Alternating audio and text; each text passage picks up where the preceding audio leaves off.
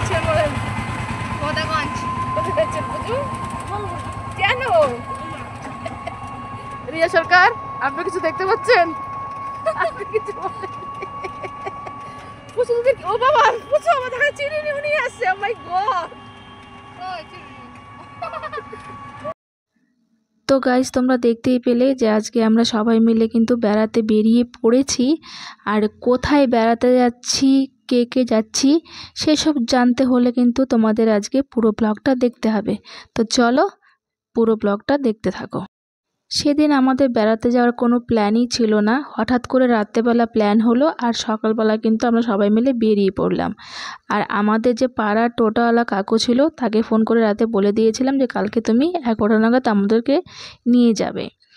তো তিনিও রাজি হয়েছেন যাওয়ার জন্য, কিন্তু সেদিন দিনটা আমাদের সকাল থেকেই খারাপ ছিল। টোটো আসার কথা ছিল সকাল 11টায়, সেখানে এসছে দুপুর 1টা।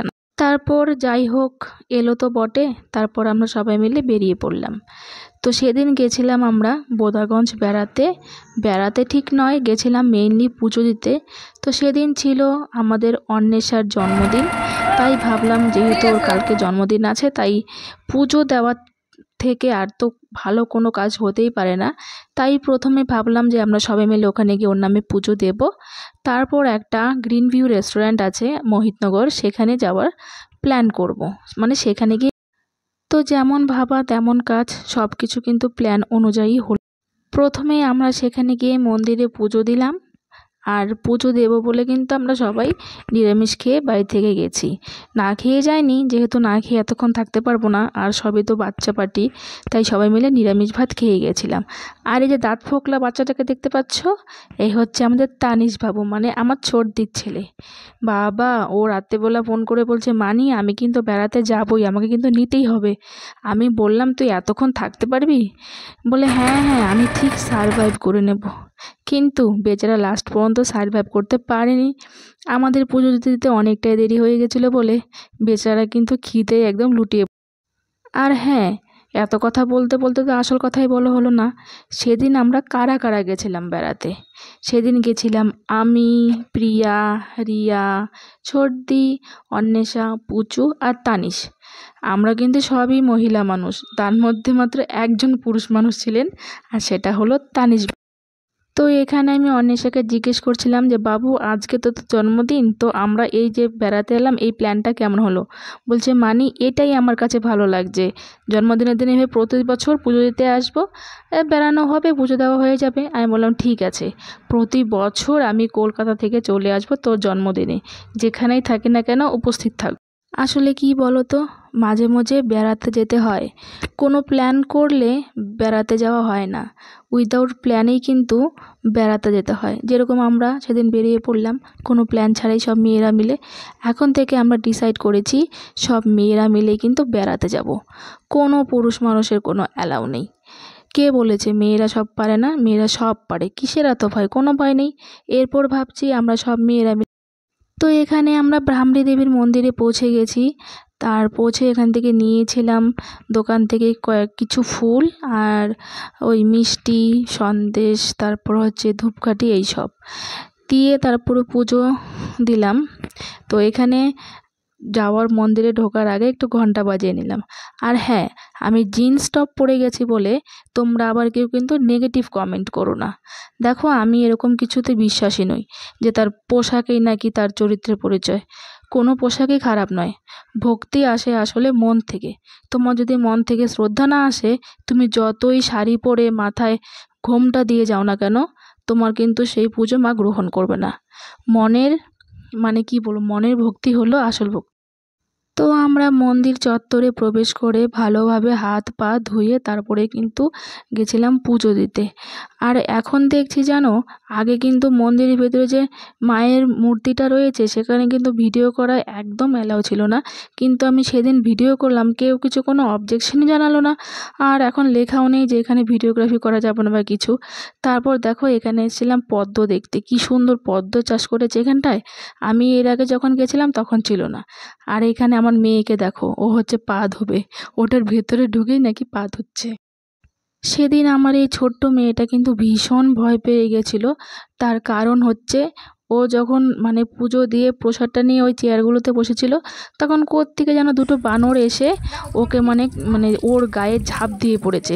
আর ও তো ভীষণ ভয় পেয়েছে, যতই হোক বাচ্চা মানুষ, ও বাচ্চা মানুষ তাও ভয় পেয়েছে, আর আমি তো বুড়ি গাধা, আমিও চিৎকার করে উঠেছিলাম। সত্যি যা ভয় পেয়েছিলাম। একটা প্রসাদও সেদিন আমরা খেতে পারিনি। ওই বানরগুলো তো একটা প্রসাদ মুখে দিল না, ভেঙে টুকরো টুকরো ছড়িয়ে ছিটিয়ে দিয়ে চলে গেল। কি যে খারাপ লেগেছিল। তারপর আবার ভাবলাম যা হয় ভালোর জন্যই হয়, হয়তো ওনাদের মধ্যেই ভগবান। তো এখন হচ্ছে মায়ের পুজো দেওয়ার পালা। এই যে মেয়েটাকে দেখতে পাচ্ছ, এরই হচ্ছে আজকে জন্মদিন, মানে অন্বেষা মায়ের। তো এখানে মন্দিরে ঢোকার আগেও আবার আমি ঘন্টা বাজিয়ে নিলাম, আর এখানে গিয়ে পুরোহিত মশাইকে বললাম, অন্বেষার নাম গোত্র বললাম, আর ওর নামে কিন্তু পুজো দিয়ে দিল। আর এখানে 21 টাকা দক্ষিণা দিয়েছিলাম। আর এই যে দেখো, এই হচ্ছে সেই মায়ের মূর্তি। মানে কি বলবো, এই মায়ের মানে এই মায়ের দর্শন করা নাকি খুবই সৌভাগ্যের বিষয়। তো তোমরাও সবাই মিলে মাকে একটু দর্শন করে নাও, আর সবাই মিলে বলো, জয় মা কালী, জয় মা। মা সবাইকে তুমি ভালো রাখো, সুস্থ রাখো। সবাই মিলে যেন এইভাবেই হাসি খুশিতে দিন কাটিয়ে। সত্যি কথা বলতে সেদিন না খুব ভালো লাগছিল, যেহেতু আমাদের ফ্যামিলির ওপর দিয়ে একটা এত বড় ঝড়ঝাপটা গেল, আর এই বাচ্চাগুলো তারপর থেকে কোথাও বেরোয়নি, তাই একটু নিয়ে গেছিলাম। আর এই যে হচ্ছে ইনি দেখছেন না, পেছন দুলিয়ে চলে যাচ্ছে, ইনিই হচ্ছে কর্মটা করেছেন। এই যে সমস্ত প্রসাদগুলো ভেঙে দিয়ে চলে গেছে। কি যে খারাপ লেগেছে কি আর বলবো, বাচ্চাগুলোর মুখে একটু প্রসাদ দিতে পারলাম না। তারপরে চলে গেলাম পাশের অন্নপূর্ণা মন্দিরে। এই মন্দিরটা নতুন হয়েছে, এর আগের বার যখন গেছিলাম তখন হচ্ছে মন্দিরটা কমপ্লিট হয়নি। এখানে মেয়ে হাতটা দেখাচ্ছিল, মেয়ের হাতে নাকি বানরের অল্প আঁচড় লেগেছে। তো আমি ভালো করে দেখছিলাম যে কোনো টিটেনাস দিতে হবে কি না। আর এখান থেকে গাজলডোবা যাওয়ার রাস্তাটার ভিউটা জাস্ট দেখো, দারুণ ছিল, দারুণ। আর এত সুন্দর ঠান্ডা হাওয়া দিচ্ছিল, মানে প্রাণটা জুড়িয়ে যাচ্ছে। এখান থেকে একটু ভিউটা দেখো, উফ, জাস্ট ফাটাফাটি। আমাদের নর্থ বেঙ্গলের সমস্ত জায়গায় কিন্তু এরকম সুন্দর। তো তোমরা কে কে নর্থ বেঙ্গল থেকে আমার ভিডিওটা দেখছো, অবশ্য কমেন্টে সবশেষে একটাই কথা বলবো, যার জন্য পুজো দিতে আসা এই মেয়ে দুটোর উপর দিয়ে অনেক ঝড়ঝাপটা গেল। এইটুকু বয়সে জীবনের সবচেয়ে মূল্যবান সম্পদটুকু ওরা হারিয়েছে, ওদের বাবাকে হারিয়েছে। এর তো আর কোনো ক্ষতিপূরণ হয় না। আমরা তাই সবাই মিলে ওদেরকে আগলে রেখেছি। যতটুকু পারি নিজের সন্তান স্নেহে এদেরকে বড় করব। জানি না কতটুকু করতে কি পারবো ওদের জন্য, তাও ওদেরকে খুব ভালোবাসি। সবশেষে একটা কথাই বলা, মা তুই জীবনে অনেক বড় হ, অনেক দূর এগিয়ে যা, আর সবচেয়ে যেটা ইম্পর্টেন্ট, তুই সুস্থ থাক, ভালো থাক, এভাবেই একটু হাসি খুশি থাক। জীবনে যা ঘটার ঘটে তো গেছে, নিজেকে তো সামনে এগিয়ে যেতে হবে। বল, তোর এখনো অনেকটা জীবন পড়ে আছে সামনে। তো এটা হচ্ছে মন্দিরের এক্সিট গেট। এখানেও একটা কিন্তু অনেক বড় ভোলে বাবার মূর্তি রয়েছে। তারপর আমরা কি করলাম, পুজো দিয়ে সবাই বেরিয়ে গেলাম টোটো ধরার জন্য। টোটো তো আমাদের সেদিন মানে ওয়েটই করছিল আমাদের জন্য, রিজার্ভ টোটো ছিল। আর এদিক থেকে দেখো যে পুরো শালবাগানটা একদম মনে হচ্ছিল লাটাগুড়ি ফরেস্টের ভেতর দিয়ে যাচ্ছি। লাটাগুড়ি যাওয়ারও আমাদের প্ল্যান ছিল। তো লাটাগুড়ি যাওয়ার জন্য গাড়িকেও ফোন করেছিলাম, গাড়িও বুক করেছিলাম, কিন্তু লাস্ট মোমেন্টে অনেকেই যাবে না বললো, তাই প্ল্যানটা ক্যান্সেল হয়ে গেছে।